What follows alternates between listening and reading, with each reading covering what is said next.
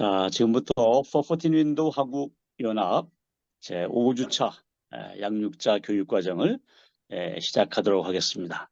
시작이 반이다 하라는 말이 있는데 벌써 오늘 정말 반을 달려왔습니다.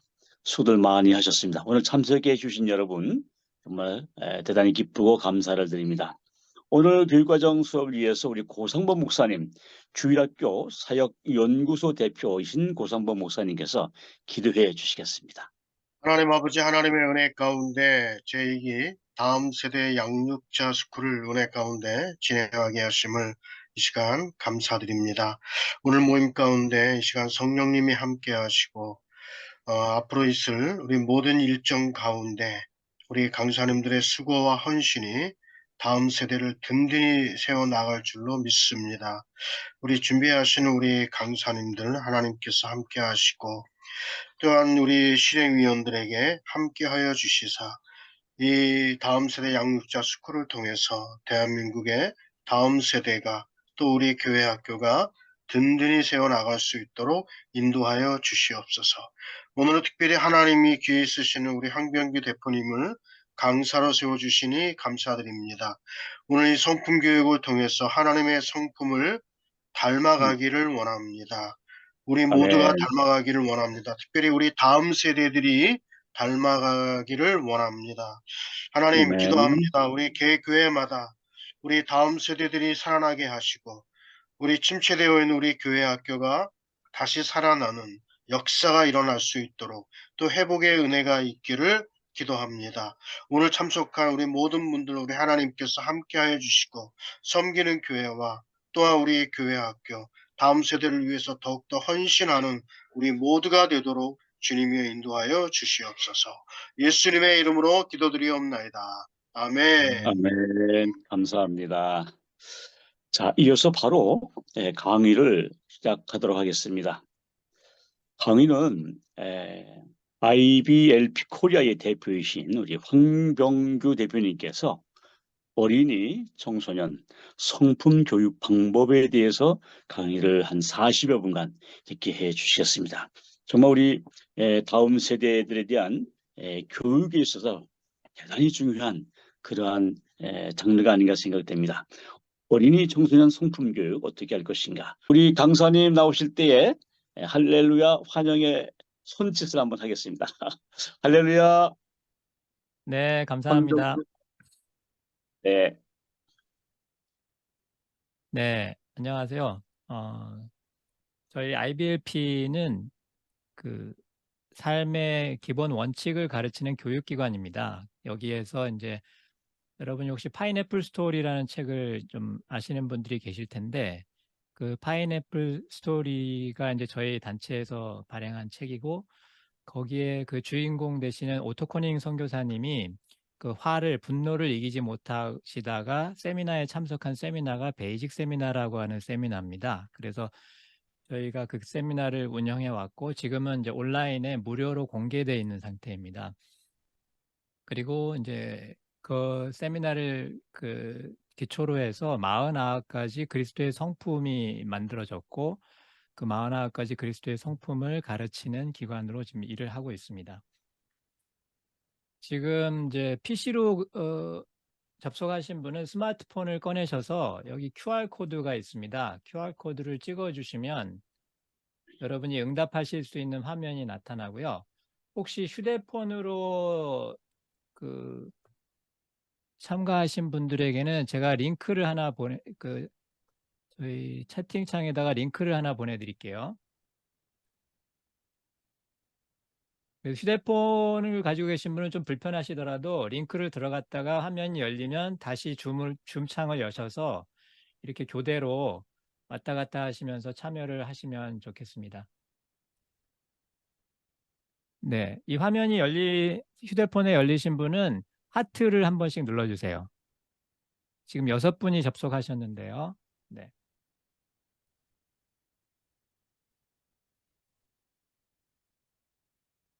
혹시 접속하시는데 어려움이 있으시면 말씀해 주시겠습니까? 예.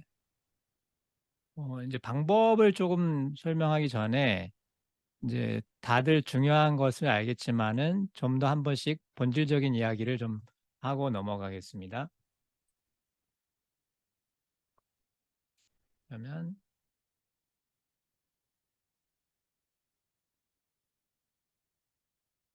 혹시 늦게 참석하신 분도 여기 QR코드를 찍으시면 언제든지 들어오실 수가 있습니다. 그리고 채팅창에다가 제가 잠깐만요. 전체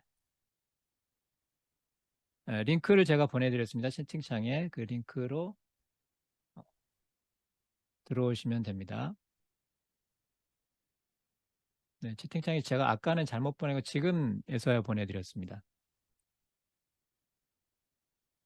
네, 감사합니다. 내가 지금 어린이가 됐다라는 심정으로 어린이의 마음으로 응답을 해주시면 감사하겠습니다.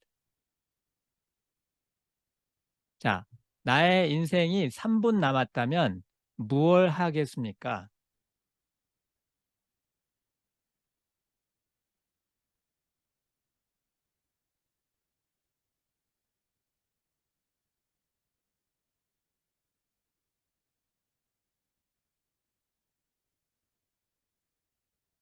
네, 감사합니다.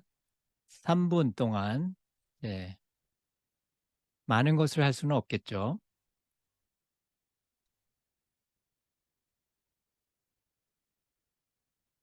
네, 감사하겠습니다. 가족들에게 사랑을 고백하겠습니다.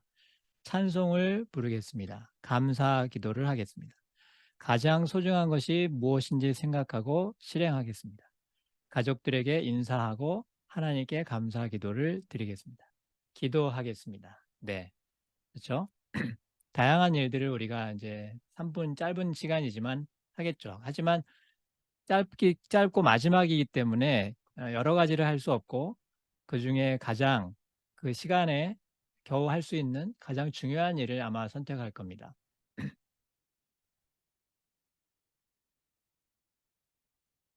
영상 하나를 보여드릴게요.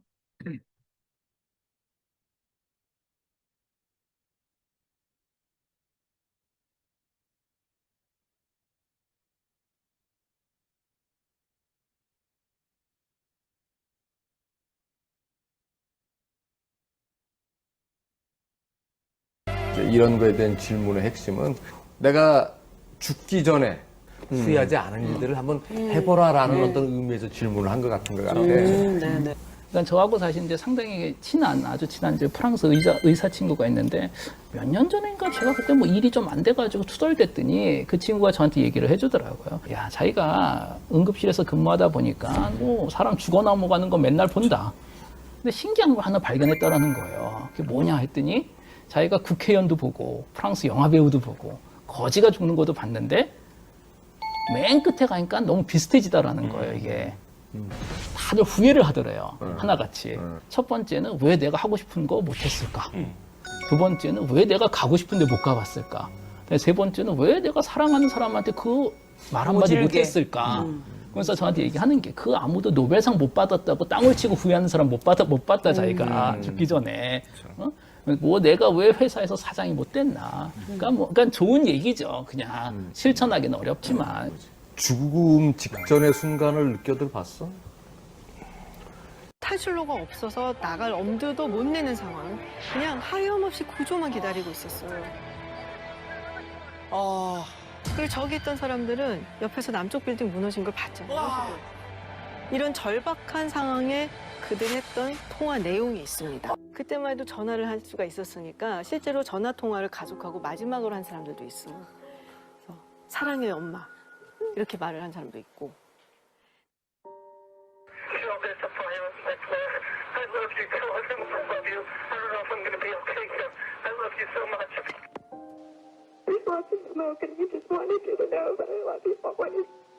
I think I'm okay. I'm safe now. But Smokey, I just want to say how much I love you, and I will call you when I'm safe. Okay, Mom? Bye. It's on fire, and I'm in it, and I can't breathe. Tell everyone I love them. Yes, I don't get out of here. Wait.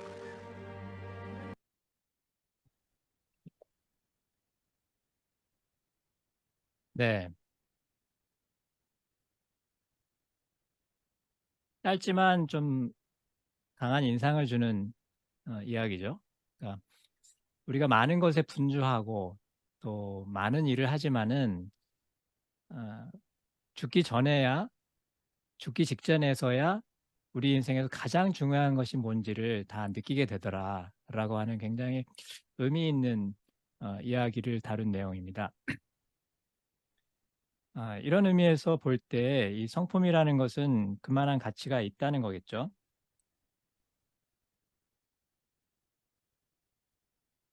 또 질문 하나 더 드리면요. 여러분은 지금 기분이 어떠신가요?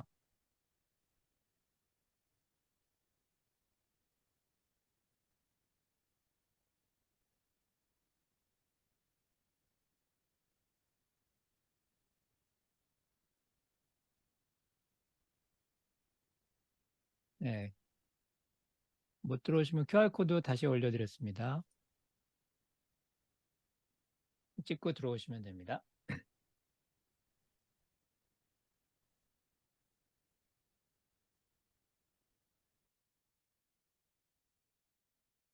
네, 채팅창에 그 휴대폰으로 접속하시면 채팅창에 그 링크를 누르시면 되고요.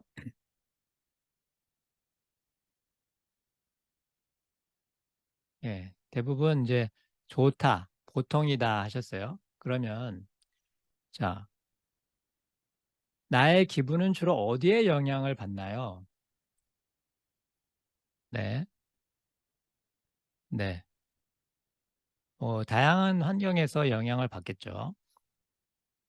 다른 사람의 말이나 행동, 또 태도에 영향을 받는 경우도 있고, 또 어떤 상황이 벌어졌을 때 그 상황에 딱 이렇게 휘둘려서 내 기분이 바뀌는 경우도 있습니다. 또 과거에 일어난 일을 잊지 못해서 그것에 영향을 받는 경우도 있고, 또 지금 내가 해야 할 일, 과제나 업무, 숙제, 뭐 이런 것들, 책임에 대해서 책임이 나에게 기분을 이제 영향을 주기도 하죠. 또 나의 마음, 내 마음이 어떤 생각을 갖고 있느냐, 또 관계, 내가 다른 사람과 어떤 관계 안에 있느냐가 또 나의 기분을 정해주기도 하죠.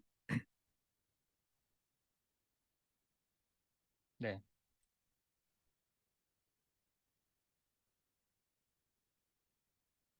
그러면 언제 가장 행복감을 느끼나요? 사랑받고 있다고 느낄 때. 질문지가 안 보이세요? 잠깐만요.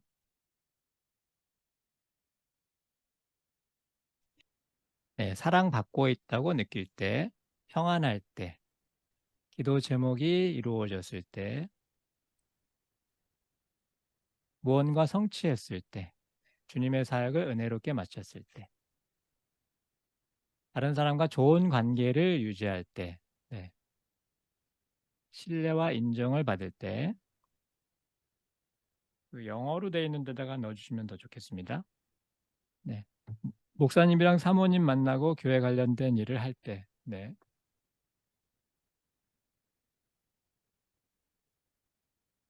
사랑받을 때.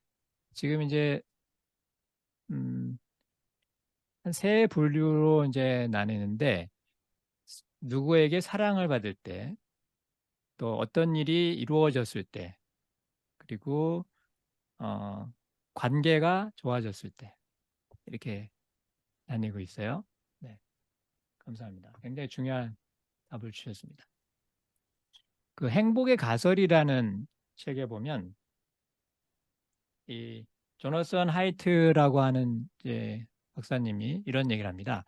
행복은 어디서 오는가라는 질문에 행복은 사람과 사람이 맺는 관계 안에서 생성된다. 우리는 누군가를 사랑할 때 그리고 사랑을 받을 때 행복하며 나 자신을 위할 때보다 다른 사람에게 도움이 되는 일을 하고 나서 더 큰 행복감이 더 높다. 그러니까 나 자신을 위한 일을 할 때보다 다른 사람을 위해서 뭘 할 때 더 큰 행복감을 느끼더라는 거예요, 인간이.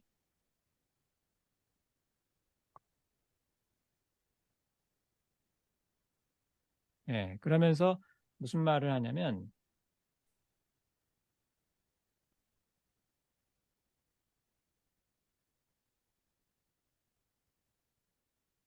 행복은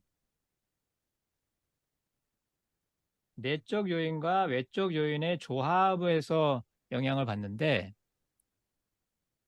행복은 부나 성공과 같은 외부 환경에만 의존하는 것이 아니라 내면의 태도, 사고방식, 인생의 사건을 해석하고 반응하는 방식에 의해서도 형성된다. 그러니까 이 행복이라는 것은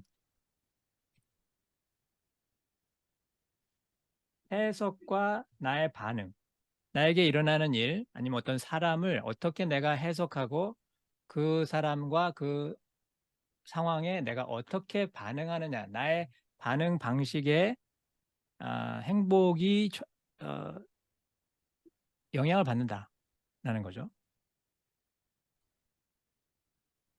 그리고 육체적 욕망과 욕망의 충족과 같은 쾌락 추구만으로는 지속적으로 행복이 이루어지지 않는다. 그러니까 지속적 행복은 쾌락 추구, 일시적 쾌락을 추구해서는 이루어지지 않는다.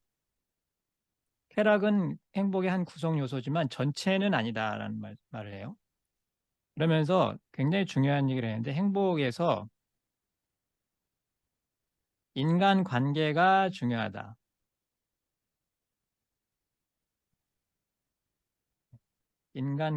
관계가 중요하다라고 얘기해요.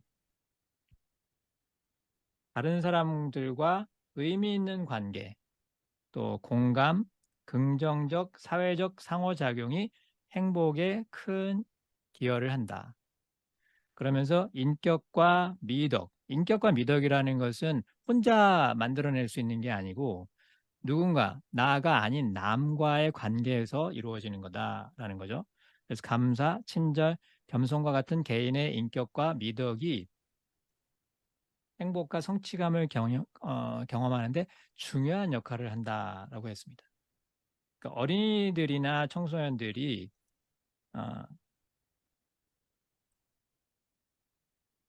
이런 행복감을 본질적인 의미에서 길게 가는 행복감을 찾을 수 있도록 돕는 것, 그것이 이제 성품에 있다는 거죠. 특히 왜 이것이 어린이들과 청소년들에게 중요하냐면,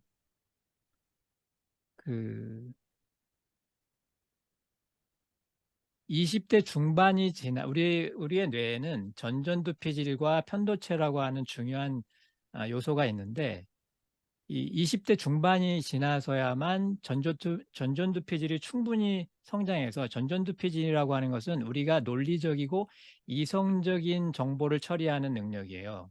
그리고 편도체는 감정과 두려움, 불안과 같은 강한 감정을 어떻게 처리하고 조절하는지. 그래서 이것이 활성화돼야만 필요시에는 투쟁도 하고 도피도 해서 생존할 수 있는 건데, 이 20세 이전에, 특히 10세 이후부터는 이 편도체와 전전두피질의 기능이 시소처럼 하나가 올라가면 하나가 떨어지고 이렇게 같이 동반 상승하는 일이 거의 없다고 합니다. 그래서 자동차 보험회사에서 26세부터 보험료를 대폭 깎아주는데도 다 이유가 있는 거라는 거죠. 이런 이유에서 하고, 그리고 중고등학교에서 일어나는 학교 폭력을 근절하기 위해서는 이 간극을 좁힐 수 있는, 즉 편도체를 안정화하고 전전두피질을 활성화하는 교육 환경을 만드는 것이 굉장히 중요하다는 거예요. 그런데 어떤 처벌을 강화하는 것만으로는 이 환경을 만들어낼 수가 없다는 거죠. 그래서 청소년기와 이 아동기 때 성품에 기반한 건강한 환경을 만들어주는 것이 굉장히 중요하다.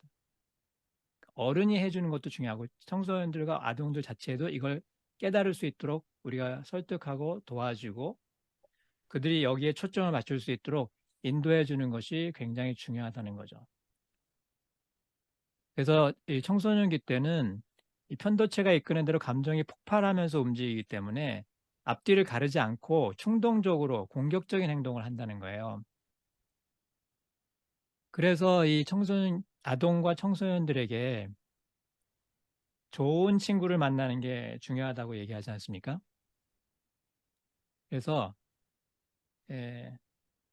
그럼 성품이 뭐냐?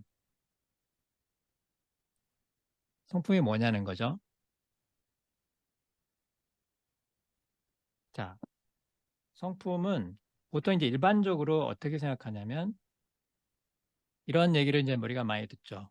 성품은 내가 성공하기 위한 수단이다.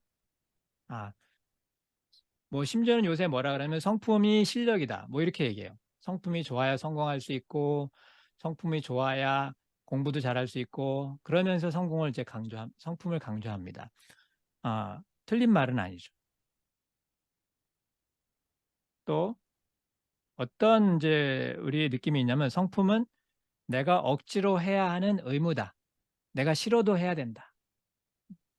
그래야 좋은 것이다. 뭐 이런 느낌이 있죠. 또 세 번째는 성품은 남의 비위를 맞추는 기술이다. 이건 다른 말로 하면 이제 처세술입니다. 다른 사람의 비위를 맞추고 다른 사람의 마음을 흡족하게 해줘야 성공할 수 있다라는 1번과도 연결이 돼 있는 개념이죠.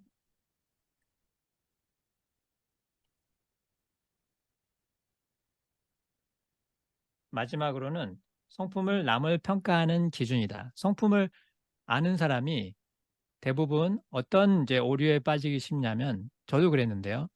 남을 평가하고 또 더 나가서는 비난하고 폄하하는 무시한 어떻게 보면 그 기준에 못 미치는 것 때문에 무시하는 것으로서 성품을 이용하더라는 거죠. 이게 보통 일반적인 관점입니다. 그러면 이제 저는 이런 관점에서 좀 벗어나서 제가 이제 새 관점을 보고 싶은데 그 새 관점의 이름은 굿뉴스 관점, 복음의 관점입니다. 예수 그리스도의 십자가를 통과한 새로운 관점인데요. 그것은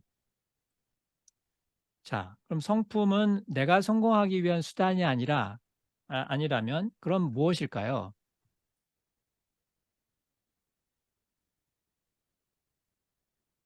성품은 남을 사랑하기 위한 도구다는 거죠. 성품은 내가 남보다 나아지고 훌륭해지려고 하는 수단이 아니라 내가 남을 사랑하는 도구라는 거죠.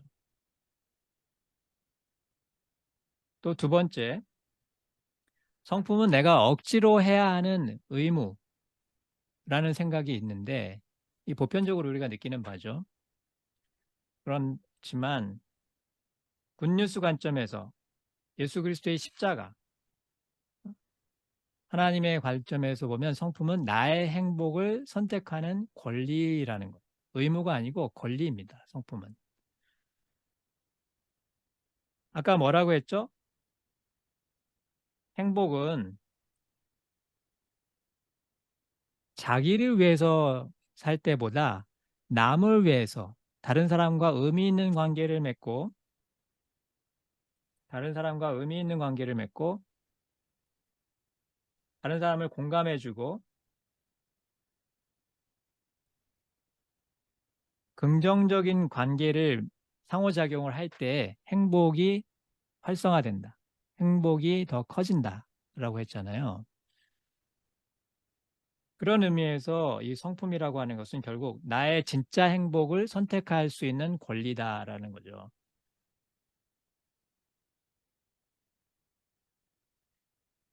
또 성품은 남의 마음을 그냥 맞춰주는 기술, 처세술, 그래서 내가 원하는 걸 얻어내는 그런 수단이 아니라 성품은 나의 진심을 알아차리는 통찰이다.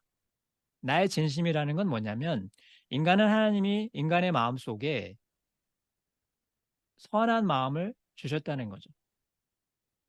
그리고 그 마음이 결국 하나님을 떠나서 훼손됐었는데 예수 그리스도의 십자가로 예수님이 그걸 다시 회복하러 오신 거잖아요. 그래서 이제는 성령이 오셔서 그 마음을 회복한 새 마음을 우리에게 주셨는데 그 새 마음을 알아차리는 통찰이다. 꿰뚫어 보는 거다. 깨달음이다. 알아차리는 거죠. 아, 나한테 이런 새 마음이 주어졌구나. 성령을 통해서 예수 그리스도의 십자가의 은혜를 통해서 나한테 내가 몰랐던 새로운 마음이 주어졌구나. 그거를 발견하고 찾아가는 여정이라는 거죠. 또 마지막으로 성품은 남을 평가하는 기준이 아니라 성품은 남의 행복을 바라는 즐거움이다.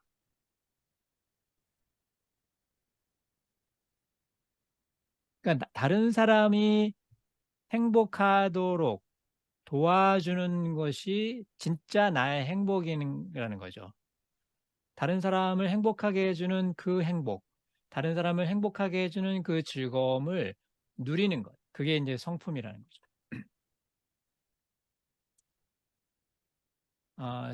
C.S. 루이스가 고통의 문제라는 책에서 이런 말을 합니다.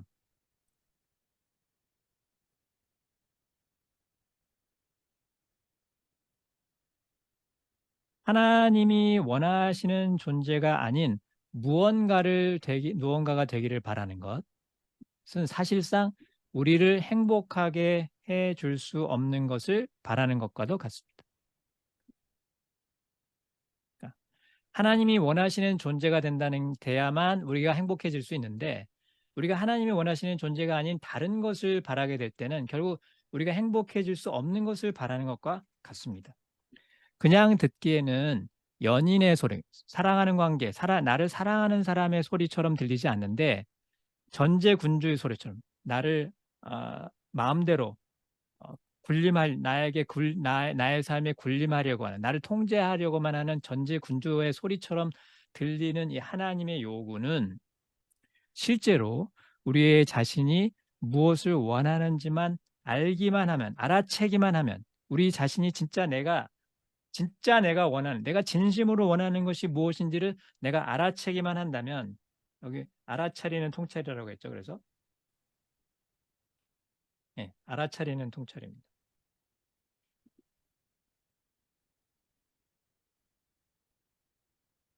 알아차리기만 한다면 정말 가고 싶은 곳으로 우리를 안내해 주는 소리입니다.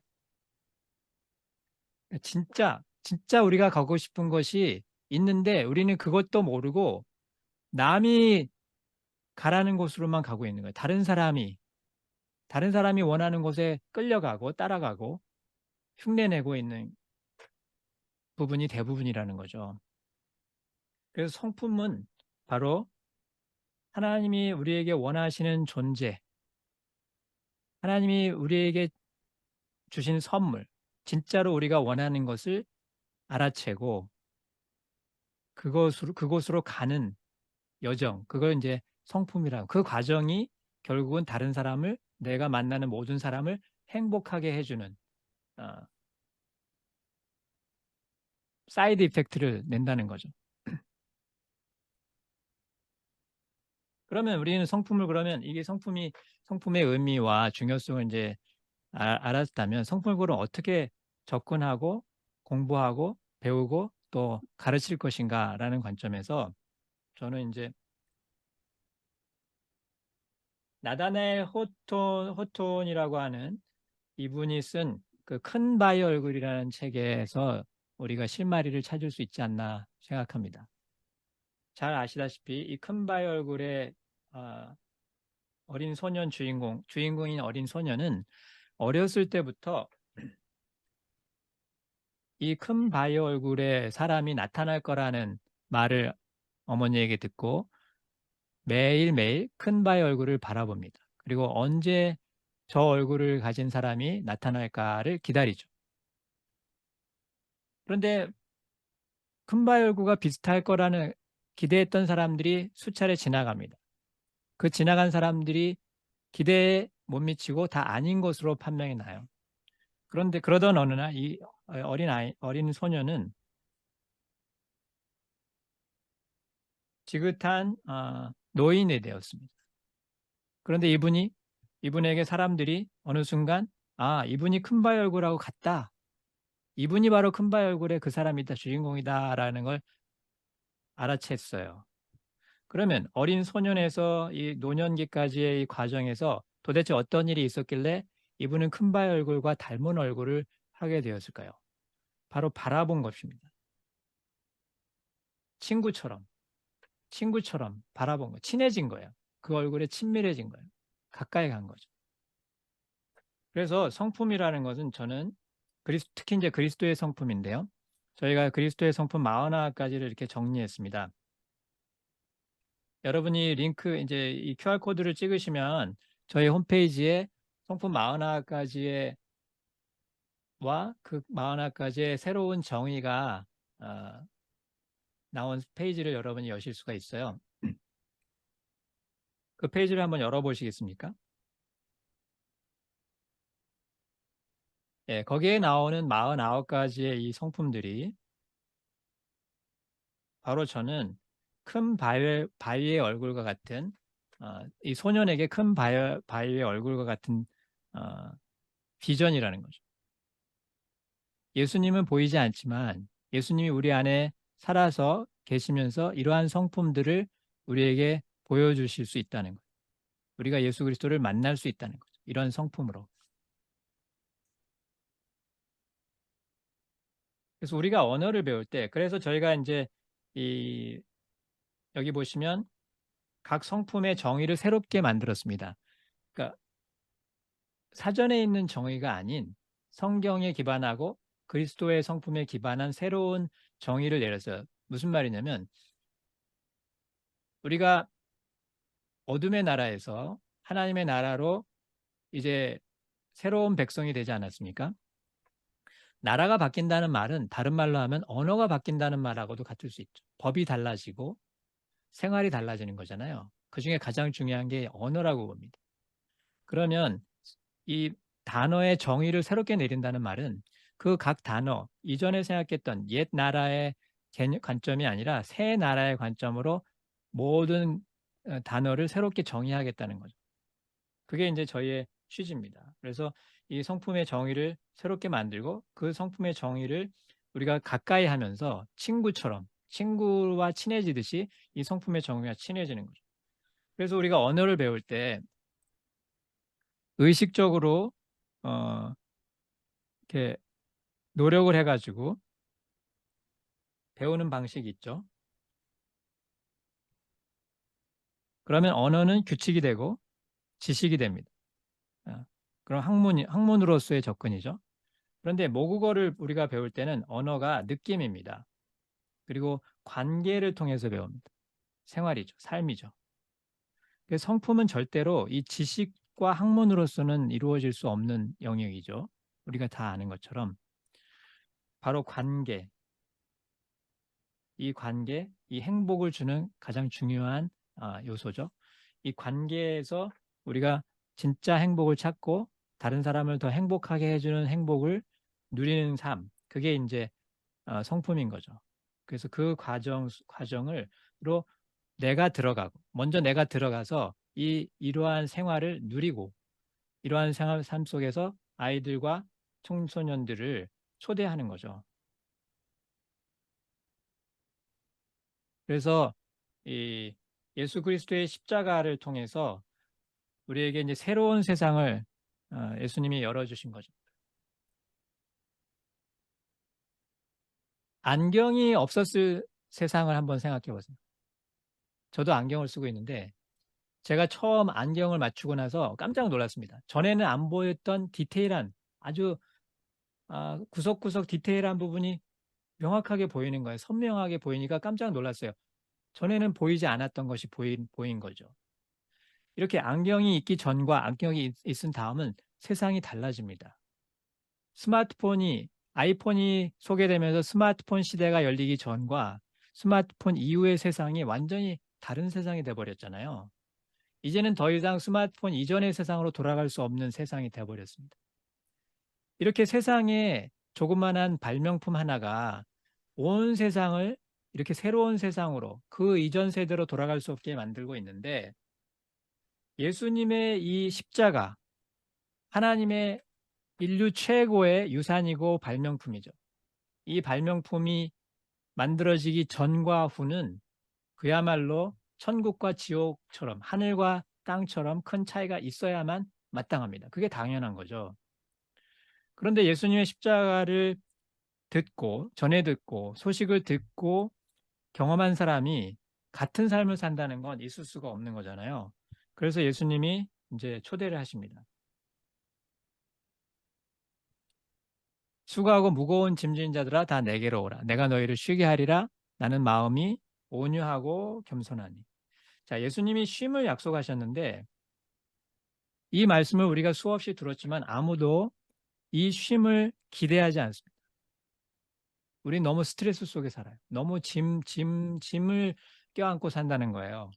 이러한 예수님의 약속을 우리가 누리지 못하고. 그러면 예수님은 어떻게 우리에게 쉼을 주시느냐? 바로 온유와 겸손입니다. 예수님의 온유와 겸손, 예수님의 성품이 바로 우리에게 쉼을 주는 가장 큰 열쇠라고 하는 거죠. 예수님께서 나의 멍에를 메고 배우라고 하신 것은 우리한테 멍에를 지우고 예수님은 끌고 가는 주인 행세를 하시겠다는 것이 아니라 예수님과 우리가 한 멍에를 같이 메고 예수님이 이미 지신 멍에에 우리를 초대하시는 장면하고 똑같아요. 그래서 이 결의소라고 하는데 이 소도 오른쪽 소가 리더라고 합니다. 오른쪽 소가 일을 다 할 줄 알고 방향도 알고 힘도 세대요. 그 왼쪽의 소는 그냥 따라만 가면 보조만 맞춰주면 되는 거죠. 방향만 다른 데로 가지 않으면 일을 다 마칠 수 있다고 합니다. 예수님이 그래서 내 멍에는 쉽고 내 멍에 짐은 가볍다라고 하시는 거죠. 예수님이 다 짐을 들고 가신다. 따라만 오면 된다. 같이 보조만 맞추면 된다. 그러면서 너희를 친구라 했다. 나랑 친구하자. 나는 너에게 나를 알려주고 싶고 너를 내가 아는 것을 너에게 설명해 주고 싶다라는 것이죠. 그래서 성품은 예수님과 친구가 되는 것이다. 그래서 성품은 어려운 것이 아니라 쉽고 가벼운 것이며 예수님과 친구가 되는 아주 즐거운 것이다. 그래서 저는 성품은 행복이다 이렇게 얘기를 해요. 성품은.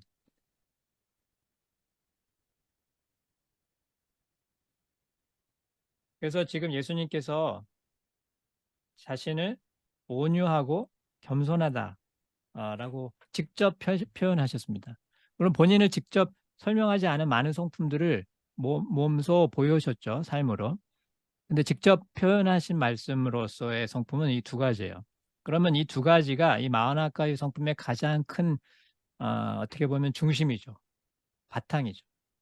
우리가 이 성품을 이해하지 못하면 나머지 47가지의 성품을 이해할 수 없는 겁니다. 이 두 가지가 결국은 파인애플 스토리의 주인공이 찾은 해답이기도 하고요. 그래서 다른 사람을 섬기는 마음으로 나의 권리와 기대를 내려놓을 수 있는 것, 기쁘게. 이것이 나의 행복인 것을 알아채는 거죠. 그리고 내가 성취한 그 모든 것은 내가 이룬 것이 아니라 다른 사람의 도움 덕분임을 알아채는 것. 둘 다 알아채는 겁니다. 하나님의 사랑, 하나님의 선물을 알아채는 거죠. 사람들을 통해서 나에게 베푸시는 주님의 은혜, 하나님의 은혜를 알아채는 거죠. 그래서 이 성품에 우리가 이제 이 친해지면 우리가 어떤 친구들과 오래 사귀게 되면 어떻게 되죠? 그 친구에게 친구를 닮죠. 또 친구에게 물이 든다고 뭐 이렇게 나쁜 표현으로는 주로 나쁜 관점에서 물든다 그러죠. 물든다는 말이 좀 나쁘게 이제 그동안에 표현이 많이 됐는데 사실은 어찌 보면 정확한 표현이기도 합니다. 예수님과 함께 있으면 예수님의 같은 색깔이 되는 거죠. 그래서 이 성품의 친구가 되면 가짜 나로 살던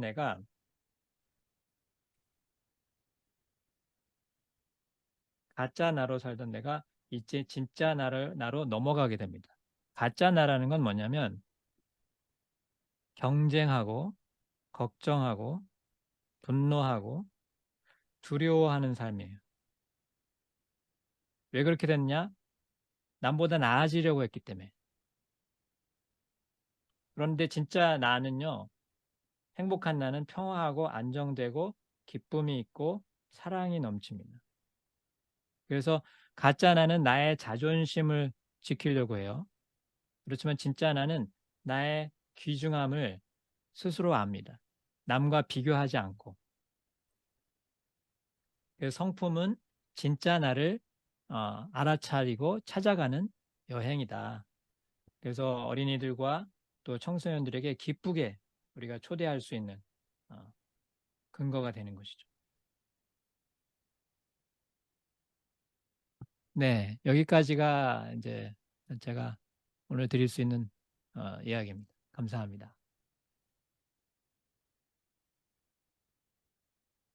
홍병규 대표님께서 강의가 또 아직 많이 남아서 시간이 매우 부족할 텐데 더 많이 하셔야 되나 뭐 초조했는데 시간을 너무 정확하게 잘 맞춰주셨네요. 대단히 감사합니다. 역시 명강사이십니다.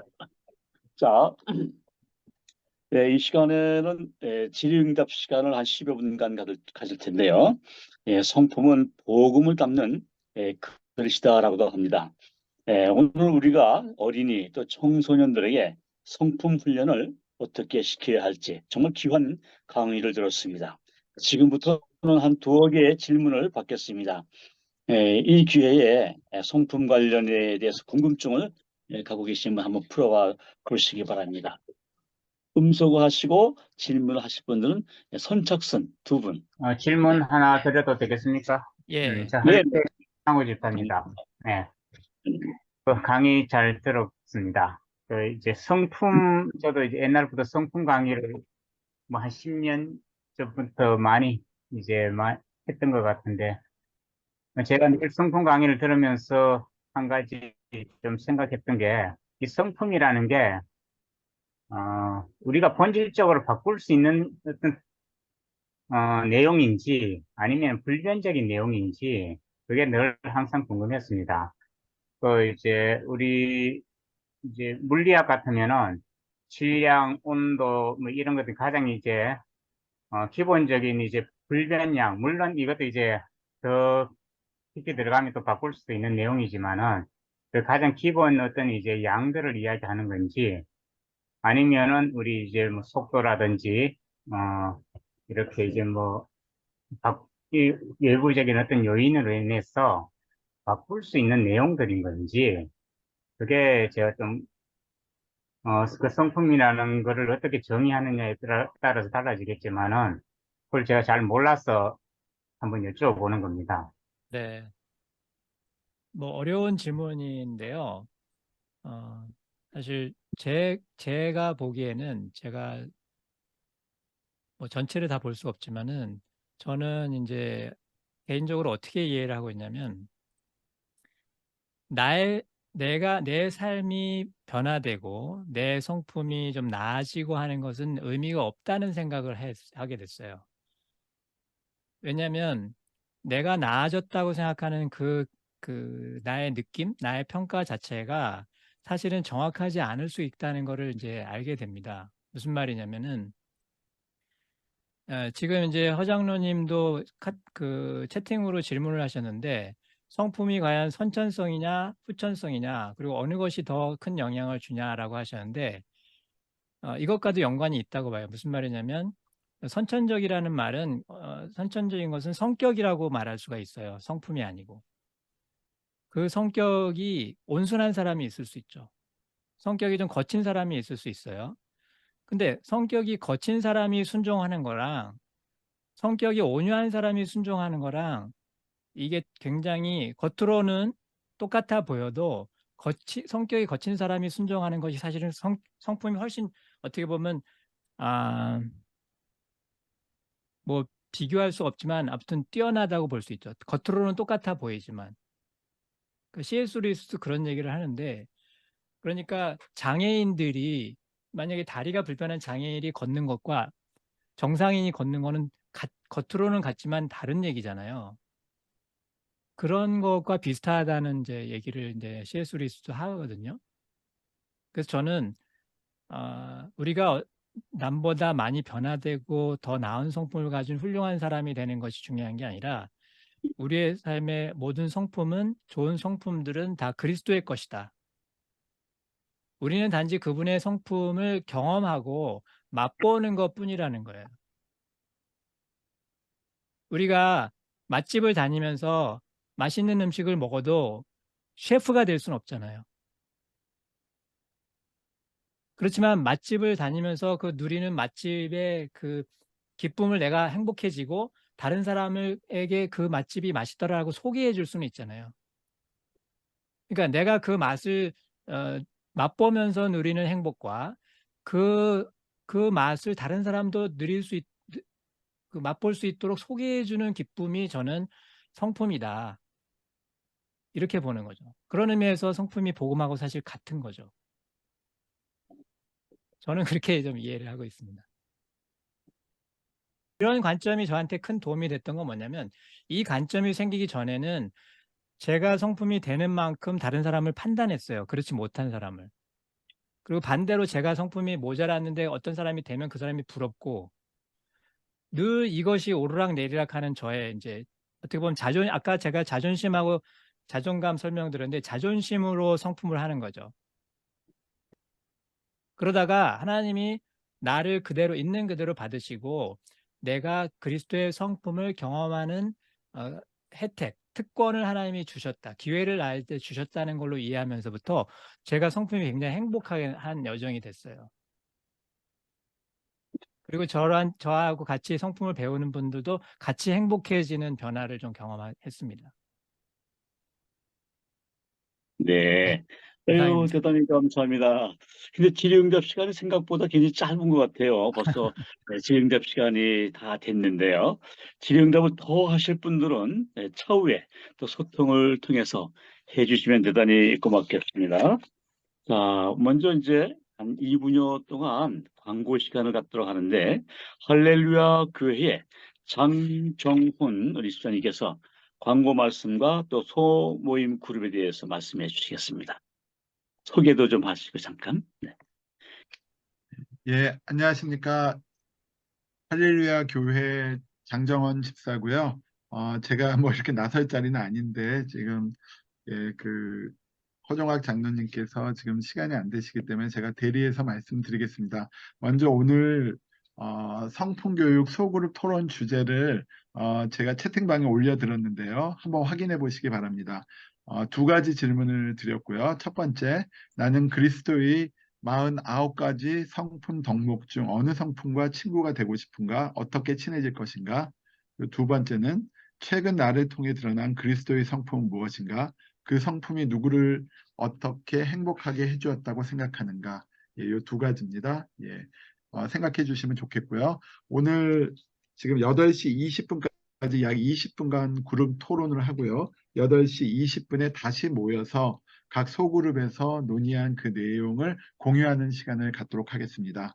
그리고 마지막 공지사항은 10월 19일 다음 주에도 8시부터 수업이 있고요. 저희 워크숍이 있고 그때는 싱가포르 하나님의 마음 교회 다음 세대 그 사역 사례에 대해서 말씀해 주시겠습니다. 말씀을 전해 주실 분은 어린이 전도협회 대표 서영성 목사님이십니다. 광고 말씀 마치겠습니다.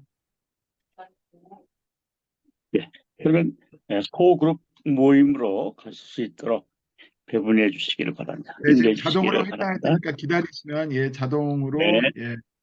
할당되겠습니다. 회의실 나가기 하시면은 이제 다시 한번 다 같이 모이게 됩니다. 다 모이셨나요? 예, 좀 많이 나가신 것 같고요. 네, 알겠군요. 네, 끝까지 완주하시는 분이 메달을 드릴게요. 지금 IBLP에서 황병주 선생님께서 하신 49가지 성품 정의 URL을 제가 채팅방에 공유했거든요. 혹시 그 49가지 보시고 싶으신 분은 거기 들어가서 확인하시면 되겠고요. 제가 그 단톡방에도 공유하도록 하겠습니다. 그럼 먼저 사람들이 많이 빠져나가서 참가자가 빠져나가서 3개 그룹으로 운영했는데요. 첫 번째 그룹에서 어떤 분이 좀 내용 정리해 주실까요? 네, 우리 첫 번째 네, 장로님 그룹의 감사합니다. 네네. 한 김민석, 2분 정도로 정리해 주시면 됩니다. 네. 김민석 목사님을 비롯해서 세 분이 들어오셨는데, 목사님은 그 무엇보다도 성령의 9가지 열매, 49가지 이 성품을 우리가 친숙한 성령의 9가지 열매로 다시 줄여서 알기 쉽게 얘기하셨고, 그 중에서도 온유와 겸손, 대표적인 예수님의 기본적인 성품 온유와 겸손을 가장 담고 싶고, 또 제가 이렇게 느끼기에 본인 자신이 나는 온유하고 겸손하다라고 말할 수 없으시니까 얘기 안 하신 것 같은데 온유와 겸손이신 것 같아요. 그 다음에 이경찬 장로님도 감사하는 마음이 나에게 가장 항상 있다라고 말씀하시면서 부족한 것은 순종과 분별력 이것을 더 키우고 싶다라고 말씀하셨고요.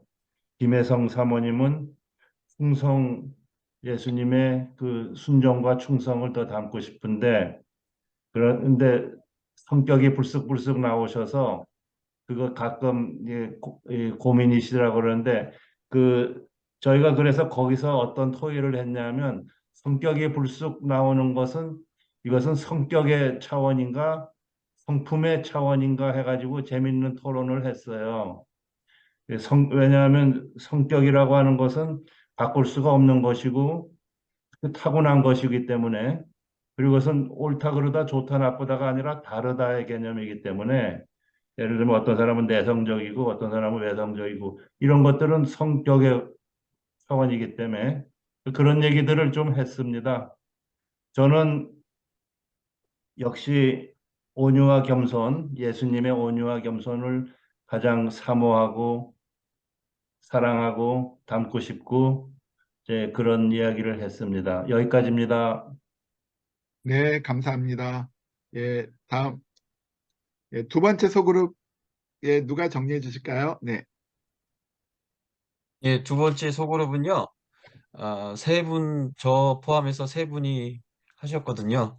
그래서 네네. 노현정 집사님, 안경환 권사님 이렇게 해주셨는데, 첫 번째는 이제 감사, 다른 사람으로부터 이제 받은 혜택을 말과 행동으로 표현해 주는 거를 저와 또 우리 안경환 권사님이 이렇게 말씀을 해주셨어요. 그래서 다른 사람에게 이렇게 감사를 표현하기 그것과 더불어서 좀 더 폭을 넓혀서 어떤 우리가 살아가면서 만나는 어떤 사건이나 어떤 일들 속에서도 감사의 시각으로 바라보고 해석하고 적용하는 그래서 감사의 폭을 좀 넓혔으면 좋겠다라는 이야기를 좀 해주셨어요.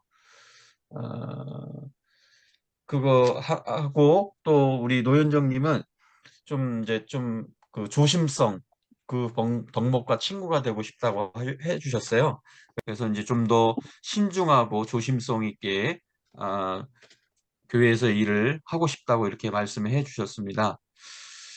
두 번째 이제 성품 어떻게 행복을 주었다고 생각하는가? 저 같은 경우는 이제 가까운 지내는 지인께서 그 상대방이 그 거짓말 때문에 좀 피해를 보셨어요. 그래서 그 거짓말 때문에 피해를 보셔서 지금 그 법원에 고소를 하신 상태에 있거든요. 그래서 또 어제 탄원서를 부탁을 하셨거든요. 그래서 그분의 정의를 세우기 위해서 제가 그 탄원서도 좀 이렇게 지금 아는 분들한테 부탁하고 탄원서도 받고 있어요. 그래서 좀 그 거짓말 때문에 고통을 당하는 지인에게 좀 정의의 성품을 좀 보여드렸습니다. 그리고 안경환 권사님은 이제 교직 선생님 출신이신데 최근에 그 같은 소그룹에 한 분 좀 더 우리 권사님보다 나이 드신 그 소그룹 한 분이 들어오셨는데 잘 적응을 못 하더래요.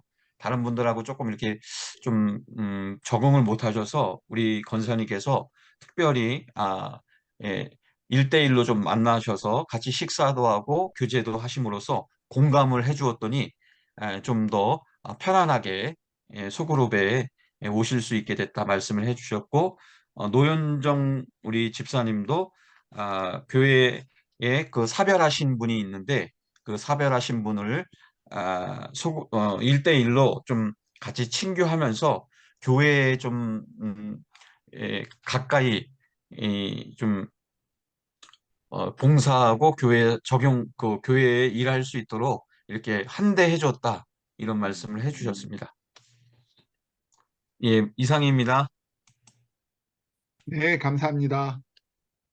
다음 3조는 강창구 집사님께서 말씀해 주시겠습니다. 저희 조언으로는 이제 황 선생님하고 우리 정 선생님하고 저하고 이렇게 세 분이서 같이 했습니다. 제가 이제 저희 조언 황 선생님이 들으셔가지고 참 좋았던 게,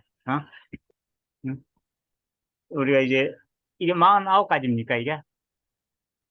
이게 네. 성품을 이제 다 저는 다 알고 있지를 않았는데, 이제 그 상황을 이제 딱 말을 하니까 딱딱 이제 그건 온유, 그건 설득, 그건 경청, 이렇게 그건 기쁨, 이렇게 딱딱 이제 정의를 딱딱 해주시더라고요. 그래서 이거 49가지를 알고 있으면 참 좋겠구나. 그래서 이제 각각 상황마다 딱 어떨 때는 우리 애들 이제 놀이할 때처럼 일단 내가 이제 어떤 상황에 이 상황에서는 내가 여기 기쁨이 부족하구나. 또 이 상황에서는 내가 이제 경청이 부족하구나. 또 이때는 내가 잘하면 애들 카드 딱 내밀 경청 이런 식으로 이제 딱 내밀듯이 참 알면은 참으로 이제 유익하겠다. 이제 그런 생각을 지금 다시 한번 해봤습니다. 또 이제 우리 황 집사님은 설득하고 이제 경청에 대해서 말씀해 주셨고요. 우리 정 집사님은 또 온유, 또 이제 유연성. 제가 지금 이게 아는 게 아니고요. 황 선생님 다 말씀해 주셔서 지금 각 항목들을 지금 다 이제 이야기를 하는 겁니다. 그래서 이거를 이렇게 딱 들었을 때, 하나하나 항목들을 알면은 참으로 우리가 살아갈 때에 여러 가지 이제 상황에서 잘 적응할 것도 같고 또 이제 극복해 나갈 수 있을 것도 같다라는 게, 좀 훈련을 좀 했으면 하는 그런 이제 저도 바람입니다. 네. 네, 감사합니다. 이것으로 세 개의 소그룹에서 토의한 내용을 저희가 다 나누었고요. 제가 지금 채팅방에 6강 강의 안내 올려드렸습니다. 제가 할 역할은 여기서 끝난 것 같습니다. 네, 감사합니다. 감사합니다. 대단히 감사합니다. 자, 이제 이것으로 제5강 어린이 청소년 성품 교육 방법에 대한 교육 과정을 마치기로 하겠는데요. 우리 황병규 대표님 너무 수고 많이 해주셔서 대단히 감사합니다. 이 성령의 9가지 성품보다도 더 40가지가 더 많은 49가지의 성품을 정리해서 너무나 귀한 과정을 교육해 주셨습니다. 이 성품 교육이 다음 세대, 한국 교회의 다음 세대들에게 정말 잘 교육이 되어서 치유와 회복의 역사가 되어지기를 간절히 소망합니다. 마지막으로 우리 강의해 주신 우리 황병규 대표님께서 오늘 이 퍼포틴 윈도우 양육자 과정 교육 과정과 또 교육을 받는 우리 교육생들을 위해서 또 한국 교회가 바로 오늘 강의해 주신 이 성품 교육이 잘 확산이 돼서 정말 우리 다음 세대 어린이와 청소년들이 치유와 회복의 역사가 일어나기를 기도해 주시고 마무리 기도해 주시고 마치는 것으로 하겠습니다. 우리 황병구 대표님 기도해 주시겠습니다. 다 같이 기도하시겠습니다. 하나님 아버지, 우리가 아직 미약할 때 우리를 아들로 불러주시고 또 당신을 아버지라고 부르도록 허락해 주셔서 감사드립니다. 하나님, 그 아버지와 아들의 관계 속에서 주님이 우리에게 넘겨주시려고 하는 주님의 사랑과 주님의 행복을 우리가 잘 누릴 수 있도록 해주시고 또 우리만이 아니라 우리의 형제 자매들, 우리의 가족들, 또 우리의 다음 세대 어린이와 청소년들에게 기쁨으로 전달할 수 있도록 인도하여 주시옵소서. 감사드리고 아멘. 예수님의 이름으로 기도합니다. 아멘. 아멘. 감사합니다.